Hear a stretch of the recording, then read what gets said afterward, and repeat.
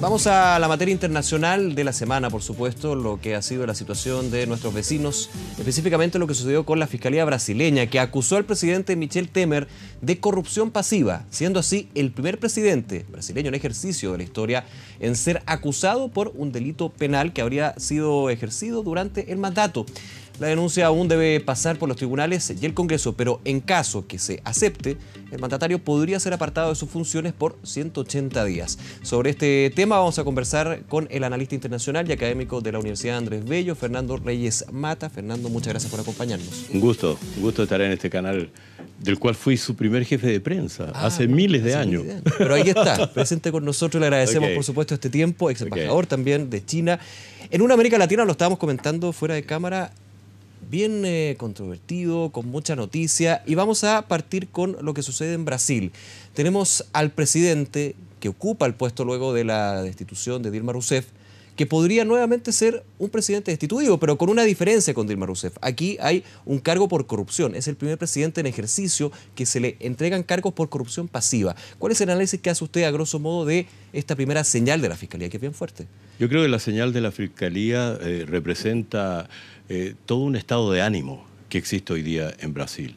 La idea de ir destapando las ollas de muchas cosas y una sociedad política que ha estado muy cruzada por la corrupción. Porque ha habido ciertas prácticas en el pasado, muchos partidos políticos en el Congreso, entonces para obtener el voto de uno o de otro en relación con distintos proyectos. Y esto no solo con este gobierno, ni solo con el gobierno de Lula, también antes. Claro, la situación que se ha mantenido ya durante muchos años. Sí, mi voto, pero usted me da una radio allá y cosas así, un poco en una práctica que ha derivado en consecuencia en efectos mucho más profundos. Claro, una práctica que ya llega al escalafón máximo del Poder Ejecutivo en Brasil. Entonces ahora, ¿qué es lo que estamos viendo? Mire, yo creo francamente que esto no va a prosperar. Eso para decirlo ¿No ve que esta denuncia llegue a la Corte Suprema y sea aceptada, digamos? Yo creo que va a pasar van a darse algunos pasos. De hecho, lo que en este momento tenemos es que el fiscal general, ¿cierto?, ha presentado ante el Tribunal Supremo del Federal los temas por los cuales dice, aquí están todos los factores por los cuales presento la acusación. Pero además por un delito común, esa es la diferencia además. Porque a Dilma fue una acusación ligada a una conducta política. Claro, maquillaje de cifras, de cuentas, de cifras. No, aquí es concreto. Aquí hay una grabación de la cual se puede implicar que hay una vinculación directa del presidente, aceptando que haya una operación allí de corrupción y de paso de dinero para pagar a la voz. Para poner contexto a los que no saben, este video muestra un asesor de Michel Temer que acepta un maletín con dinero de la empresa JBS, que es la mayor procesadora de carne frigorífico del mundo. ¿Y de dónde salieron los datos con los cuales ahora se está acusando? Precisamente de JBS. O sea, el presidente de JBS, el señor Batista, bueno, este hombre, enfrentado también a los tribunales, habla. Claro. Dice ciertos elementos para bajar su pena. Destapa la olla. Destapa la olla. Y en consecuencia eso toca directamente al actual presidente. Ahora bien, si el Tribunal Federal Supremo acepta, tiene que enviarlo a la Cámara de Diputados. Allí, para que pueda darse la acusación y entrar el proceso en marcha, se necesita por lo menos de una cantidad de votos que son 300 y tantos. Pero lo más importante, yo creo, es la cifra al revés. Es cuántos votos necesita Temer para contener el proceso. 170. Para anular, digamos. Para anular y en consecuencia el juicio político se cierra y se acaba la historia. Bueno, en ese contexto, claro, los 172 votos todavía más o menos los tiene. Por una razón. Porque muchos de los diputados no quieren que se destapen más ollas, porque de una u otra manera también están involucrados en todas las situaciones. Usted dice que de alguna manera esta bola de nieve va salpicando al resto. Y también es muy relevante eso, Fernando, porque se ha dicho desde el análisis experto de lo que sucede en Brasil. Usted decía, hay un tema histórico, que de alguna manera ya llega al punto máximo. Así es. Pero evidentemente cuando uno dice, ¿quién va a liderar Brasil? Está el Poder Ejecutivo totalmente ensuciado, está también el Poder Legislativo y queda el Poder Judicial, que es de alguna manera el que representa más el sentir ciudadano, pero evidentemente no puede llevar las riendas de ese país. Yo entiendo también que hay muchos que dirían, bueno, no lleguemos al juicio político con Michel Temer porque tiene una fecha de caducidad este gobierno, evidentemente es lo que falta para llegar a nuevas elecciones y ahí ver quién podría reemplazar, siendo que no hay todavía un candidato que esté fuera de todo este establishment. De todo establishment. Claro, está el propio caso de Lula. Si la elección fuera hoy, que también muchos dicen que podría ser Lula, pero Lula también está cuestionado, tiene juicio de por medio, o sea, hay complejidades también ahí involucradas para él. Mira, yo creo que lo más fuerte que está pasando en este momento es que el expresidente, que tiene un gran prestigio en el mundo y todo, Fernando Henrique Cardoso, le ha dicho al presidente Temer, renuncie, entregue el cargo, porque haga un gran gesto digno para el futuro de Brasil y convoque a elecciones ya. Eso es muy impresionante, a mi juicio, porque estamos hablando del partido que todavía lo sostiene, el Partido Socialdemócrata Brasileño. Son sus mismos socios, digamos. Son sus socios todavía, a pesar que hay divisiones internas. Fíjate, un hecho interesante. Ayer cuando habla Temer con la bandera brasileña atrás, desde su lugar, su podio oficial. Una puesta en escena. Entonces tiene toda una puesta en escena donde hay varios diputados que aplauden, qué sé yo. Pero no estaba ni el presidente de la Cámara ni el presidente del Senado. O sea, no había ninguna de las dos figuras importantes que pueden decir. Y no estaban tampoco líderes claves del partido que he mencionado recién, Socialdemócrata Brasileño, el partido de Cardoso, digamos.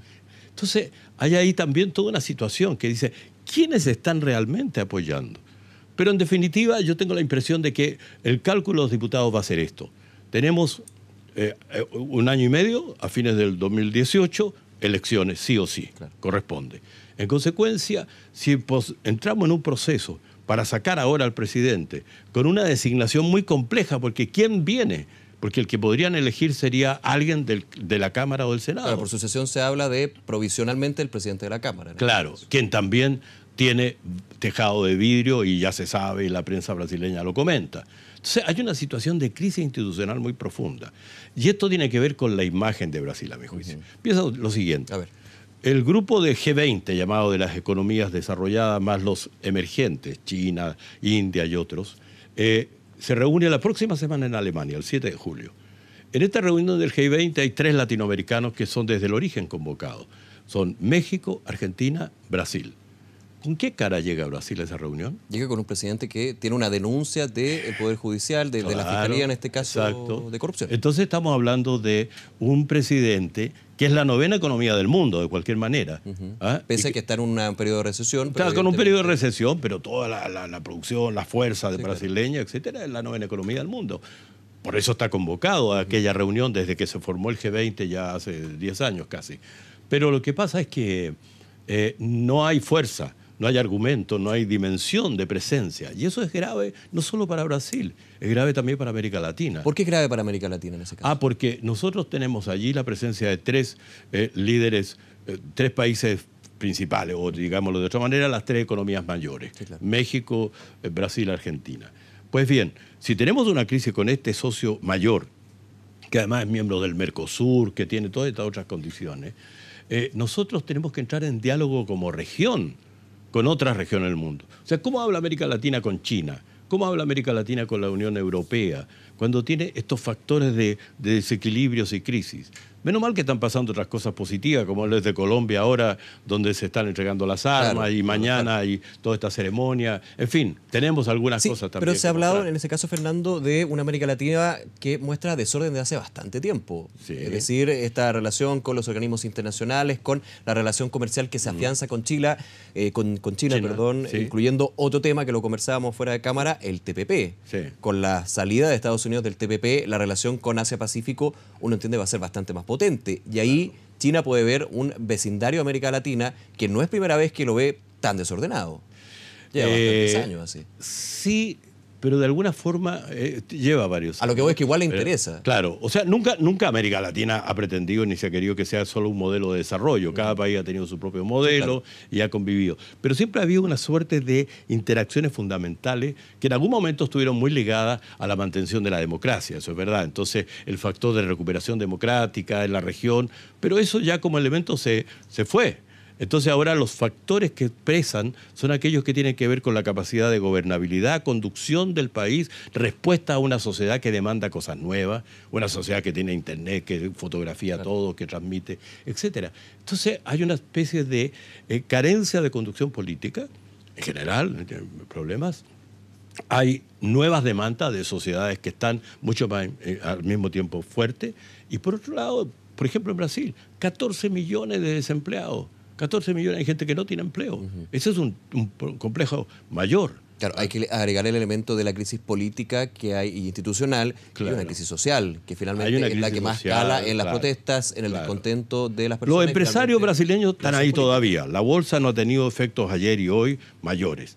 Pero ya los inversionistas extranjeros comienzan a decir, mira, ¿sabes? Esperemos un poquito, veamos qué pasa. Mejor la elección total son 18 meses y ahí vemos qué inversiones podemos hacer, porque ahora este panorama está muy inestable. Para entender, están viendo la posibilidad de que un segundo presidente en Brasil en un poco más de un año sea destituido. O sea, sí, claro. Esa es la primera lectura. Porque lo que puede ocurrir efectivamente que si se eligiera un sustituto de Temer después de todo un proceso, podríamos encontrarnos con que ese otro mandatario también fuera cuestionado en 6 meses más. Entonces yo creo que lo que va a ocurrir es que el sistema se va a defender de alguna manera para tratar de llegar a la elección en 18 meses. O si la presión política, no lo judicial, la presión política es tan fuerte que en un momento el presidente brasileño actual dice, no, mejor ya, me voy, porque la calle está llena de protestas, porque la economía está bajando, porque no logro sacar las leyes. Él tiene que sacar la ley de reforma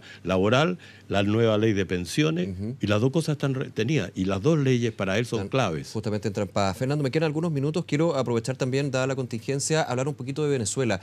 Ayer la noticia que se conoció de este helicóptero que tiró granadas contra edificios institucionales de Venezuela, la condena por parte de Nicolás Maduro, pero más allá del hecho, me quiero quedar con las declaraciones que hizo el presidente Maduro.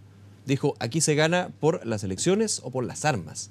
¿Es una declaración por parte de Maduro que marca un punto de inflexión para lo que se viene en adelante en Venezuela? Es absolutamente una declaración muy grave, muy fuerte, porque de alguna forma está anunciando que si es necesario vamos a la guerra civil o vamos a aplastar a la gente con las armas. Cuando un mandatario dice, mire, ya, dejo atrás los votos, ¿ah? Y si no ganamos por los votos, entonces vamos a ganar por las armas, le está diciendo a su pueblo, mire, yo igual estoy dispuesto aquí a usar las armas contra ustedes, porque ¿contra quién es? Es contra su ciudadanía. Esto en el contexto también que hace, entonces, si no me equivoco, cerca de 2 meses activó lo que eran las fuerzas paramilitares civiles, de alguna manera, exacto, que eran adicionales o complementarias al ejército mismo. Así es. Entonces yo creo que lo del helicóptero todavía está por verse de qué se trata. Es una operación un poco confusa, pareciera que fue determinada desde un área de policía, otro dice que el helicóptero fue capturado y usado por un ex actor y una serie de cosas. Claro, se habla hasta de un montaje por parte del gobierno. También se habla de que podría ser un montaje para reforzar justamente. Está poco claro eso. Pero lo que no cabe ninguna duda es que el tipo de discurso que ha planteado el presidente Maduro como respuesta a esto es un discurso desafiante a la estructura democrática, incluso de la propia constitución venezolana actual. Porque el letrero que pone el helicóptero es 350, si no me equivoco, o algo así, o 351. Sí. Un número. Ese número corresponde al artículo de la constitución que establece cómo la máxima autoridad puede ser destituida. Entonces lo que está diciendo ese número es apliquemos ese artículo. De tal modo que es una operación con una cierta publicidad que tal vez no es fácil de leer de afuera, pero que la sociedad venezolana inmediatamente que veía aquello lo entendía. Podríamos pensar, y obviamente falta los antecedentes para determinar de qué se trata este asunto del helicóptero, que hay una motivación política cuando se llama a lo que es invocar un artículo de la Constitución venezolana. Ahora, lo de Venezuela tiene un problema para América Latina y el resto. Cuando una región no es capaz de solucionar el problema que tiene al interior de ella, eso pasó en la vieja Yugoslavia, bueno, llegan otros de afuera a buscarle cómo le solucionamos el tema. ¿Qué ocurriría si en un momento esta convocatoria de Maduro termina por una confrontación armada? Y entonces tenemos una oposición que tiene que recurrir también a armamento, a buscar. Entramos en una situación que suponíamos superada, que se vivió en la América Central en los años 80. Porque también se vivió en América Latina. Y en América Latina de alguna forma. Pero muy fuerte fue en América Central a fines de los 70, en El Salvador, en Guatemala, en Nicaragua, etc.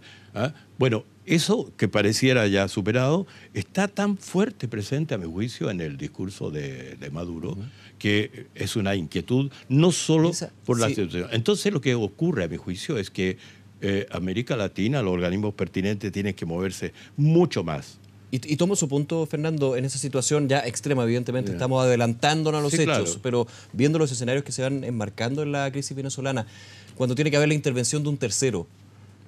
Usted dice, claro, en América han habido varios ejemplos, a nivel mundial también. En esta época, en 2017, ¿quiénes podrían ser esos terceros?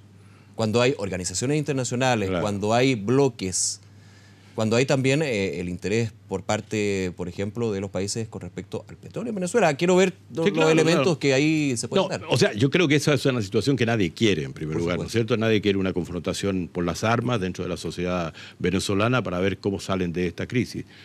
Pero al mismo tiempo es necesaria mucho más fuerza. Fíjate que aquí el único que ha actuado de una manera tan fuerte es el secretario general de la OEA, que incluso su última oferta fue impresionante. Es decir, bueno, estoy dispuesto a renunciar, a irme de mi cargo, si eso significa que a cambio en Venezuela se convoca a elecciones. Dado que él ha asumido esta característica de la figura predominante, confrontadora de lo que ocurre en Venezuela. Pero nosotros tenemos otro mecanismo, el CELAC, la Comunidad de Estados Latinoamericanos del Caribe, que es la institución, se supone, articuladora ¿de qué? De cooperación política. Ese es el mecanismo. No es solamente de cooperación económica. Como no lo es de cooperación económica. No, es un organismo de coordinación y cooperación política. Ese es exactamente su rol.